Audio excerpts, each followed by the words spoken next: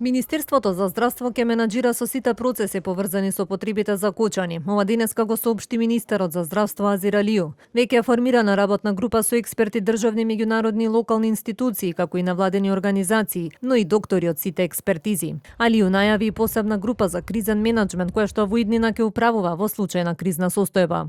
Веќе креираме работни групи за кризен менаџмент, кој што секој од нив ќе има јасно дефинирани опис на активности што ќе ги има и не дај Боже утре ако ни се случи нешто, ако тој е дел од таа работна група, он не треба да чека институцијата да го бара или да ја бара за да биде дел од таа работна, дел од тие процеси, он автоматски ќе знае дека не знам и да е 3 сабајле, он ќе знае дека треба да оди на работа, бидејќи е дел од работна група која што ќе се справува со таков тип на ризици, на предизвици и така натаму. Во меѓувреме, Кочанската болница веќе испорачаа барање до здравствените власти за персонал кој им е потребен во установата. Министерот Алију вчера бил во посета на болницата каде 50 на лица се на рехабилитациски третман.